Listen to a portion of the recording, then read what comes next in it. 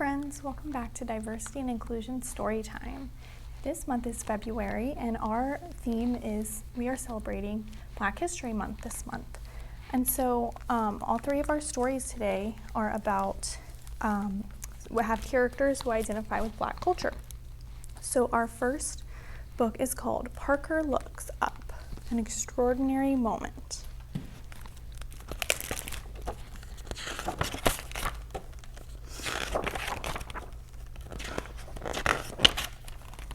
Parker Curry loved to dance. Dressed in her favorite tutu, she imagined she was a dancing queen. But one rainy Tuesday, instead of going to dance class, Parker's mom said, "Let's go to the museum." Ava too. Parker loved visiting the museum almost as much as she loved twirling and leaping in the air. She pulled on her boots. Mom and her sister Ava buttoned up their jackets. "Have fun, girls. Bye, Dad." And off they went. Splashing and smiling, and surprise! Yay, it's Gia! Gia, Parker's best friend, greeted them from the top of the museum steps. Once inside, the friends hurried down a long hall, looking at the paintings all around them. They saw prancing horses, blooming flowers, a bushy mustache, a shiny jeweled necklace, two peacocks with red eyes, and a basket of slimy fish. Ew! And feathers. Lots and lots of brilliant feathers. Hurry up, Ava! When Gia spotted a playroom, she raced ahead. Parker charged after her. "Explore! Let's make silly faces." After Gia stuck purple hair onto the easel and Parker added a pirate hat and sunglasses, it was time to go home. Time to go, girls! Skipping down the hall, the girls spied a row of frilly white tutus. Parker raised her arms. Gia spun around and around. "Wait for me, Parker." "Wait for me," Parker called, dancing after her friend, until she froze in her tracks, spellbound. Parker Curry looked up. A portrait of First Lady Michelle Obama loomed before her. She had rich brown skin, just like Parker, and kind, familiar eyes that reminded Parker of her mother, her grandmother, her sister, and yes, even of herself. How could someone look so real and so magical all at the same time? Who is she?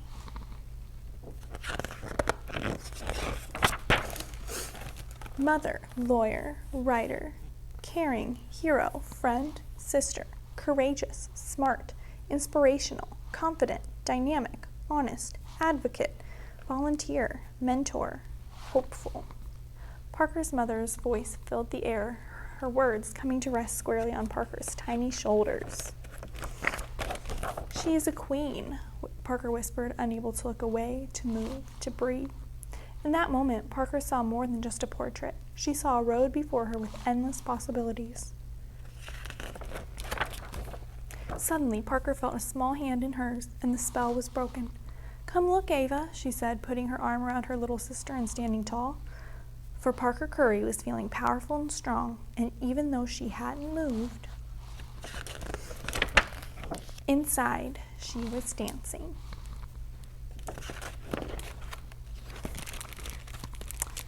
All right. This next book is called My Hair is a Garden.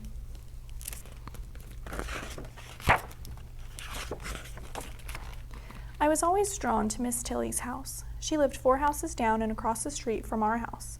There was something special about Miss Tilly. The way she found a use for everything and made up songs while scrubbing her porch. The way her house shone in the daylight with its vines curling around it. It took my breath away. You could say her house had a glory. I used to run right into her house when I was a toddler. So when I was teased because of my hair again, it was no surprise that I found myself running right to Miss Tilly's after school. She led me to her kitchen table where she'd been straining sorrel. Its pungent aroma and the smell of steeping ginger filled the kitchen. When my tears came, a slow leak a salty streak. She handed me a tissue and let me be for a few minutes. Miss Tilly knew if I was looking for comfort, I could go to Mama for that. She knew I was at her house for a reason. She set a cup of the sorrel in front of me, and I took a sip. It went down smooth and tangy and broke through the lump in my throat. I need help with my hair, I said. It wasn't the first time my hair had been made a joke. I sort of got used to it. I'd shrug it off, or I'd keep my hat on, even when I wasn't supposed to wear it in class. But when Julio Richards, who I'd known since kindergarten, said, "We all know Mac's hair is always a mess," he said it like it was a fact. Like we all know the Statue of Liberty is surrounded by water, or we all know George Washington was the first president of the United States. That's not nice, is it? Look, they're all laughing at her. Do you think that makes her feel good? I don't think so. Folks have been poking fun of my hair since I was little, I told Miss Tilly. Mama's tried to fix it, but the truth is, she doesn't know what to do with it. I could feel Miss Tilly's hand on my thick nest of a head. That touch gave me hope. I made a little song in my head. Miss Tilly's hair is shiny. Miss Tilly's hair is long. She wears it as a crown, like beauty wrapped in a song. You know, Miss Tilly's hair has a glory. Miss Tilly called my mama, who said I could stay there a while. Then Miss Tilly turned to me. "Now I'll show you how to shampoo," she said. "Shampoo? I know my hair's a mess, but it's not dirty," I thought. Miss Tilly put a towel around my neck and led me to the sink. Normally I would part your hair in quarters before shampooing, but it's a bit tangled and matted now, so it's best to shampoo first. We'll detangle when it's more pliable. For that you'll need a wide-tooth comb. I already use a wide-tooth comb, I said. Well, when I use a comb, that is. Miss Tilly took out a large comb with teeth that looked as far apart as the spaces in a garden rake. I nodded. "Oh, right," I said, "a wide-tooth comb." "We'll use this one for now," said Miss Tilly. "Later on, when your hair's trained, you can go back to your usual comb." Trained? Did Miss Tilly mean she could train hair? "Oh, yes," Miss Tilly replied. "You've got to work with what you have, but you can still tell it what to do." "Do you think my hair will be as long as yours once it's trained?" I asked her. "Length doesn't matter, Mackenzie. Don't let anybody fool you. It's the health of your hair that counts." Miss Tilly ran the water in the sink. "I guess you're right," I said, but I wasn't convinced. Would my hair always be somebody's idea of a joke? Would it ever be beautiful? Which would you prefer if you had to choose? A healthy, shiny head of cropped hair, or hair that's long, straggly, fragile, and full of split ends? Were those my only choices? These questions were drowning out the song in my head. Miss Tilly looked at me as if she were reading my thoughts. She slowly pulled the towel from my shoulder and laid it on the kitchen counter by the sink near the drained pot of sorrel. "Come with me," she said. She steered me toward the screen door to her garden.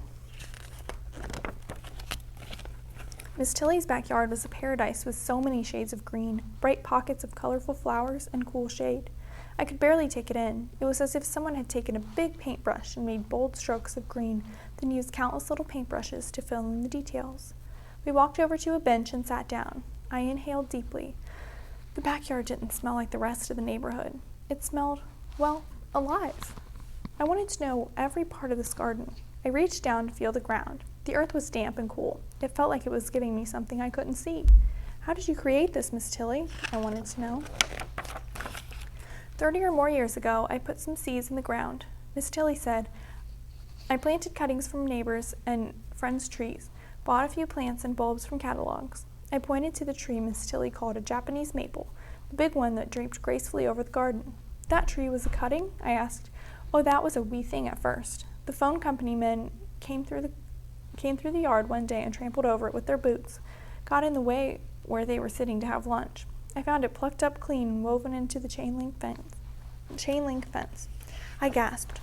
"What did you do?"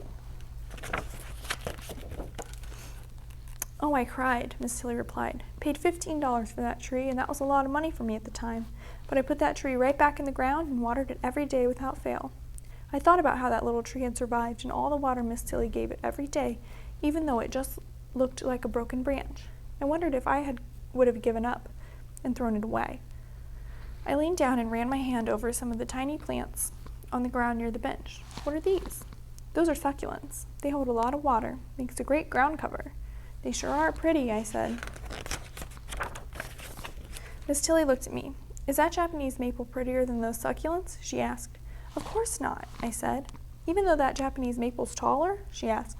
They're both beautiful, I said, even though they're so different. As the words came out of my mouth, I knew that I believed it. Ah, she said, go back inside and put your towel back on. That was the day I first learned that my hair is a garden. My hair is a garden, and like every good garden, it must be cared for every day. The nutrients in the soil can be stimulated and enriched. My body is the soil for my hair. What I give to the soil comes back to me.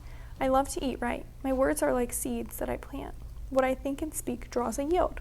I weed out all opinions that have no place in my garden. It's too curly. Pull it back. Straighten it. Cut it off. Miss Tilly says it's not what you start with in the garden that matters. It's the care, time, and attention you give it. My hair is a garden, and I give it love.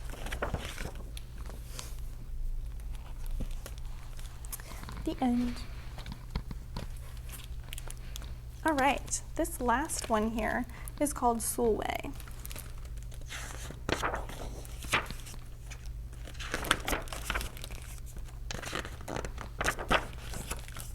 Soulway was born the color of midnight. She looked nothing like her family, not even a little, not even at all. Mama was the color of dawn, Baba the color of dusk, and Mitch, her sister, was the color of high noon. Hardly anyone at school looked like Soulway either. People gave her sister Mitch pet names like Sunshine and Ray and Beauty. People gave Soulway nicknames like Blackie and Darky and Night. Soulway felt hurt every time, so she hid away while her sister made lots of friends. Some of these friends in these books aren't being very kind, are they? Soulway dreamed of being the same color as her sister. She wanted real friends, too. So she got the biggest eraser she could find and tried to rub off a layer or two of her darkness. That hurt. She crept into Mama's room and helped herself to her makeup. Oh no, she would hear about this from Mama. Uh-oh, she's got a bunch of glitter all over her. Soulway decided to work from the inside out and ate only the lightest, brightest foods. With a stomach ache, she went to bed early and turned to God for a miracle. Dear Lord, why do I look like midnight when my mother looks like dawn? Please make me as fair as the parents I'm from. I want to be beautiful, not just to pretend. I want to have daylight. I want to have friends. If you hear me, my Lord, and would like to comply, may I wake up as bright as the sun in the sky. Amen. When Mama came in to wake her for school the next morning, Soulway rose to find not a trace of daylight in her midnight skin. Soulway told Mama everything. Mama asked, "What is your name?" "Soulway," she muttered. "And what does it mean?" "Star," Soulway whispered. "Brightness is not in your skin, my love. Brightness is just who you are. As for beauty," Mama said, rubbing Soulway's stomach, the way she always did to comfort her, "you are beautiful." Soulway sighed. "Well, you're beautiful to me, but you can't rely on what you look like to make you feel beautiful, my sweet. Real beauty comes from your mind and your heart. It begins with how you see yourself, not how others see you. Now up you get, and out you go." How could she, as dark as she was, have brightness in her? How could she have beauty when no one but her mother seemed to see it? How could she be a star? That night, a shooting star appeared at Soulway's window. "The night sent me," the star said. "Come with me." Soulway hopped onto the star, and off they went. Long ago, at the beginning of time, said the star, there was night and day, and they were sisters. They loved each other very much, but people didn't treat the sisters the same. Lovely, nice, pretty, scary, bad, ugly. People gave day pet names like lovely, nice, and pretty. People gave night names like scary and bad and ugly. She felt hurt every time. Well, night got fed up and walked right off the earth. Day stayed behind and enjoyed making everybody happy in the sun. But then day grew too long. Day began to really miss her sister. So did everybody else. There had to be a way to get her back. Day set off to find night, and she did. I miss you, said Day. I miss you too, said Night. But you don't know what it's like to be treated badly for being dark. You're right, I don't, Day replied. But what I do know is that we need you just the way you are. Come and see. Night returned and the people rejoiced. We need the darkest night to get the deepest rest. We need you so that we can grow and dream and keep our secrets to ourselves. The stars chimed in. Brightness isn't just for daylight. Light comes in all colors, and some light can only be seen in the dark.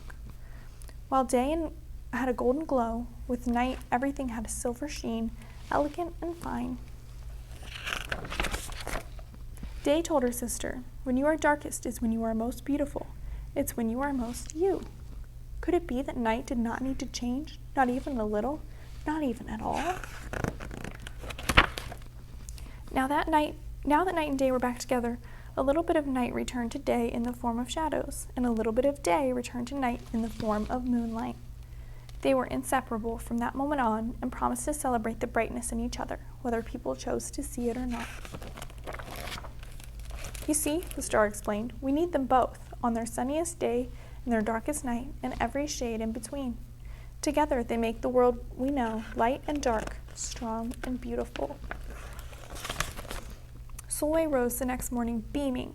There would be no hiding anymore. She belonged out in the world, dark and beautiful, bright and strong. And if she ever needed a reminder of her brightness, she could look up at the sky on the darkest night to see for herself. Soulway felt beautiful inside and out. The end. Well, I hope you enjoyed those 3 stories, and we'll see you next time for Diversity and Inclusion Storytime.